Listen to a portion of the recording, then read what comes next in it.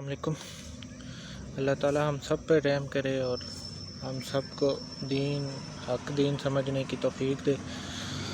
اور آج جمعے کا دن ہے تو اللہ تعالی اس جمعے دن کے مبارک دن کے صدقے ہم پر رحم کرے، اس امت پر رحم کرے۔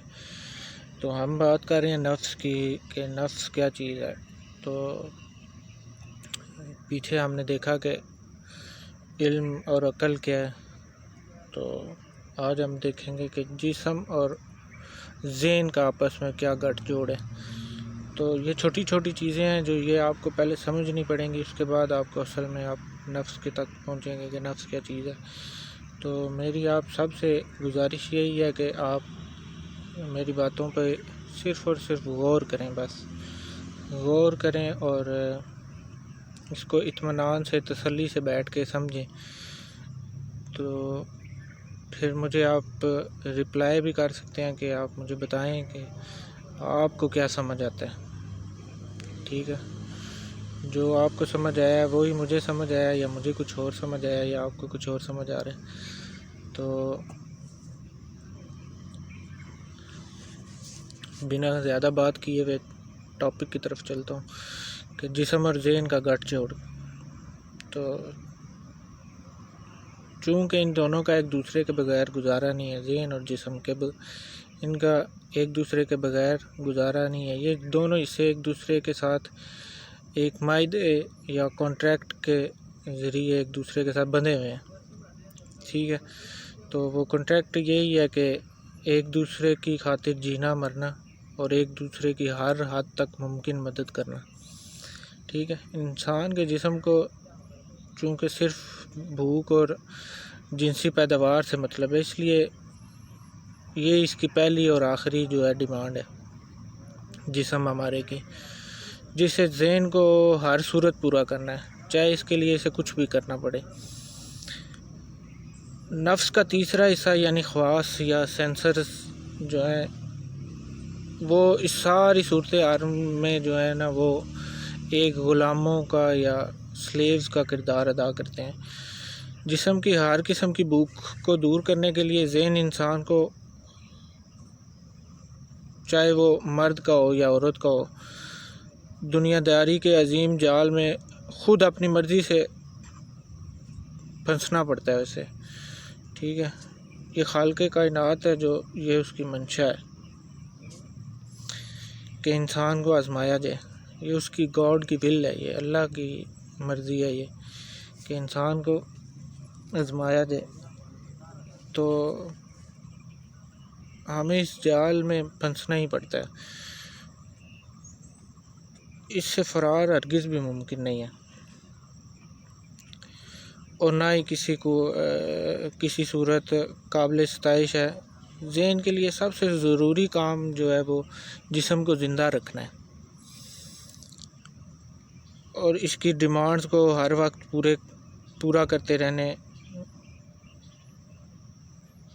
کہ کیونکہ جسم کی جو موت ہے وہ اصل میں ذہن کی موت ہے۔ تو اس چکر کو چلائے رکھنے کے لیے حواس کا یہ بے دریغ استعمال کرتا ہے۔ حواس کی مدد سے ذہن ہر وقت ہر طرف سے معلومات اکٹھی کر رہا ہوتا ہے تاکہ وہ بچاؤ کے، سروائیول کے زیادہ سے زیادہ طریقوں کو سیکھ سکے، کیونکہ اسے ہر صورت دنیا میں رہنا ہے، اس کو اپنے وجود کو دنیا میں قائم رکھنا ہے۔ تمام جانداروں میں جو ہے وہ صرف انسان ہی ایسی مخلوق ہے جسے موت کا مکمل ترین اور بلند ترین جو شعور ہے وہ انسان کو ہے صرف۔ اسے خوب پتہ ہے کہ اسے مرنا ہے، موت کا خوف اسے جو ہے نا ہر وقت بے چین رکھتا ہے، یہ بے چینی جلد بازی پیدا کرتی ہے۔ انسان پر مرنے سے پہلے کچھ نہ کچھ کرنا چاہتا ہے، وہ چاہے کچھ بھی ہو، تو اسے بہت جلد بازی ہے، جیسے اللہ قرآن میں بھی کہتا ہے کہ اور انسان جلد باز ہے، الاسراء کی یہ 11ویں آیت ہے، اس کا ترجمہ ہے۔ تو ذہن کی اولین جو جبلت ہے وہ عدم تحفظ ہے، انسیکیورٹی ہے، یہ ہر سانس کے ساتھ خود کو محفوظ کرنے کی کوششوں میں مصروف ہے۔ نفس کو جو ہے خدا سے کوئی غرض نہیں ہے، اسے اللہ کے پاس پلٹنے سے بھی کوئی دلچسپی نہیں ہے۔ یہ اللہ تعالیٰ سے جو ہے نا بھاگ رہا ہے، بیزار ہے اور خوف کھاتا ہے، کیونکہ یہ دنیا میں رہنے کے لیے بنا ہے۔ اسے اپنے آپ سے ہمیشہ اسے نا ہمدردی رہتی ہے، سمپتھی رہتی ہے۔ تو جسم اس کا ایسا محکوم ہے اور یہ ایسا شفاق حاکم ہے جسے اپنے محکوم سے بے پناہ ہمدردی ہے، لیکن یہ اس کو کسی صورت آزاد کرنے کو تیار نہیں ہے۔ تو واضح رہے، یہ نفس کی جتنی بھی بات میں یہاں کر رہا ہوں، اس کا ہرگز مطلب یہ نہیں ہے کہ آپ دنیا کو چھوڑ چھاڑ کر بالکل الگ ہو کے بیٹھ جائیں۔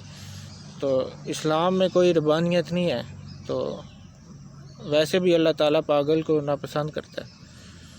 تو یہ ایک اٹل حقیقت ہے کہ ہمیں انہی خیالات کے ساتھ جو اس دنیا میں وجود اور اس جسم اور ذہن کے ساتھ رہنا ہے۔ تو خیالات سے جو ہے وہ مکمل نجات کبھی بھی ممکن نہیں ہے۔ نفس کو مکمل طور پہ جان لینا یا جاننے کا دعویٰ جو ہے وہ صرف اور صرف ایک دماغی جو خلجان ہے بس۔ اصل راز کی بات یہ ہے کہ ذہن فطرت جب کسی شے کو جان لیتی ہے نا، تو اس شے کی اہمیت، طاقت اور ہیبت اس کی نظروں میں ہمیشہ کے لیے ختم ہو جاتی ہے۔ یہ ذہن کی فطرت ہے انسان کے۔ آپ خود پہ اپلائی بھی کریں یہ چیزیں، آپ کو پتہ ہوگا، جیسے جیسے میری باتیں آپ سنتے جائیں گے آپ کو پتہ چلتا جائے گا کہ میں کیا کہہ رہا ہوں۔ نفس کا اس علم حاصل کرنے کے لیے بعد ذہن جو ہے آہستہ آہستہ نفس کی قید سے آزاد ہوتا جاتا ہے، یا آزادی کو ممکن سمجھنے لگتا ہے۔ وہ جان لیتا ہے کہ وہ صرف نفس نہیں ہے۔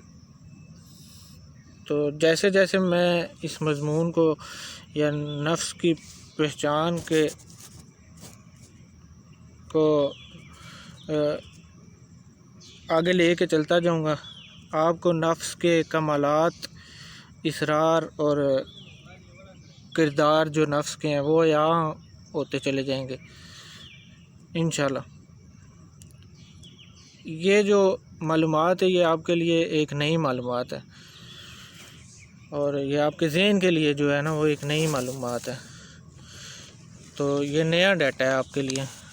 اس سے آگاہ ہو جانے کے بعد آپ کے ذہن میں ایک نصاب انسٹال ہو جائے گا۔ آپ کی اہمیت جو ہے آپ کی نظروں میں تبدیل ہونا شروع ہو جائے گی۔ آپ کے اور آپ کے نفس کے درمیان ایک فاصلہ پیدا ہو جائے گا۔ تو یہ فاصلہ قائم ہونے کے بعد آپ خود کو خود سے جو ہے الگ ہو کر دیکھنے کے قابل ہو جائیں گے۔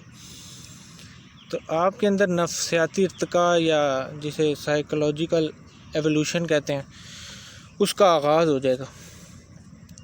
آپ کو صاف نظر آنے لگے گا کہ جس کو آج تک آپ میں سمجھتے چلے آئے ہیں نا، وہ آپ کو صاف نظر آئے گا کہ یہ بہت بڑا دھوکہ ہے۔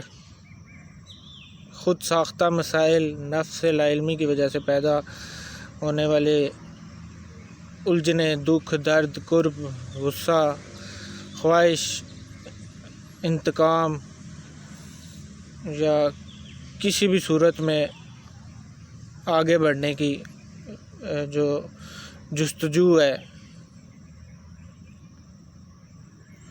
تو یہ بھی کہ آپ کو کوئی جانتا نہیں ہے، آپ کو کوئی سمجھتا نہیں ہے، یہ سب کچھ تحلیل ہونے لگے گا، اور آہستہ آہستہ جو ہے وہ پردے جو ہیں وہ پیچھے ہٹتے جائیں گے۔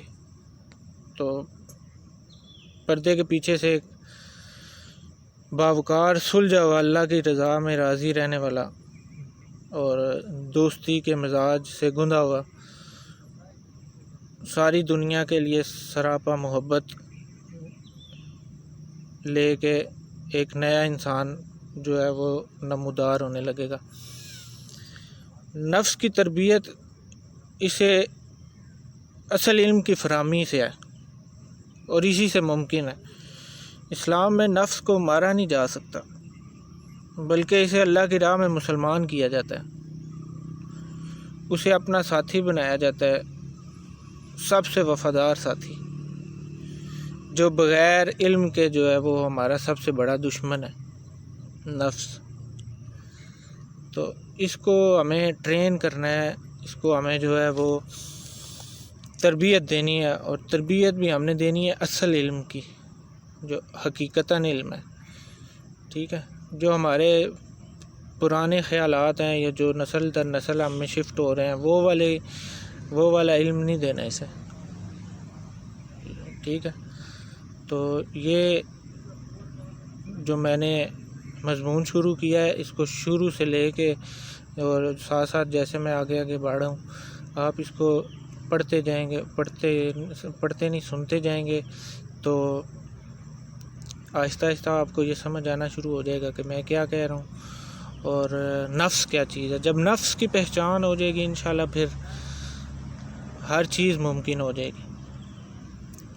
تو انسان کو یہ جو میں کا ہے نا، یہ انسان کو بہت بڑا دکھ ہے کہ یہ جو میں ہوں، میں جو ہے وہ کچھ بھی نہیں ہے، اصل میں جو ہے وہ کچھ بھی نہیں ہے، کچھ ہے ہی نہیں۔ تو جب یہ حقیقت آپ پہ واضح ہو جائے گی نا، تو پھر انسان کو سمجھ آئے گا کہ ہائے ہائے کہ میں تو آج تک دھوکے میں رہا ہوں۔ تو آپ کا پھر زندگی کا یا اس دنیا کا دیکھنے کا جو نظریہ ہے وہ بالکل مختلف ہو جائے گا، ایک دم سے چینج ہو جائے گا۔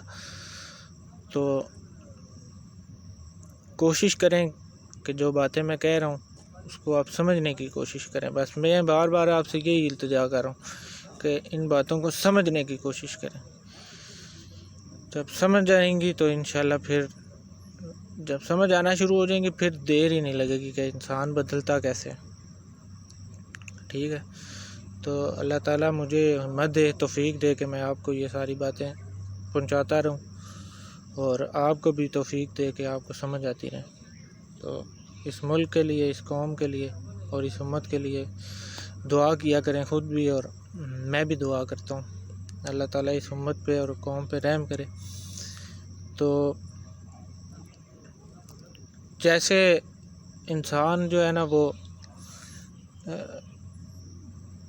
بعض ٹائم کسی چیز سے تنگ آ کے یا اپنے گھر والوں سے یا رشتہ داروں سے یا بیوی بچوں سے تنگ آ کے کہتا ہے کہ میں جا رہا ہوں یہاں سے، اکیلا رہوں گا، اللہ کو یاد کروں گا، تو وہ سارے چہرے اسے بیوقوف چہرے لگتے ہیں۔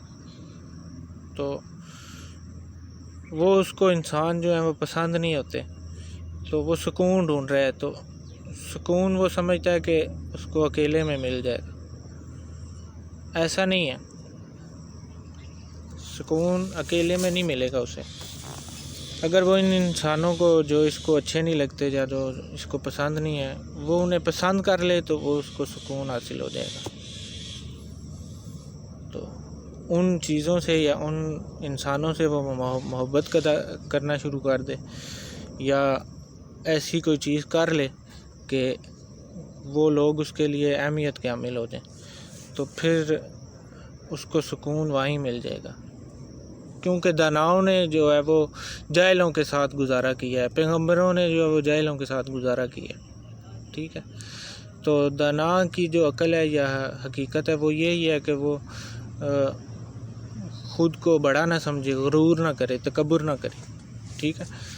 تو اللہ تعالیٰ ہم سب کو عاجزی میں رہنے کی اور عاجزی اختیار کرنے کی توفیق دے، کیونکہ اللہ تعالیٰ کو بھی عاجزی جو ہے وہ بہت زیادہ پسند ہے۔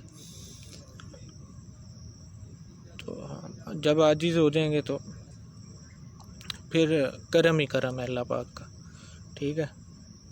انشاءاللہ اگلے ٹاپک میں ملاقات ہوگی، تو دعاؤں میں یاد رکھیے۔ اللہ حافظ۔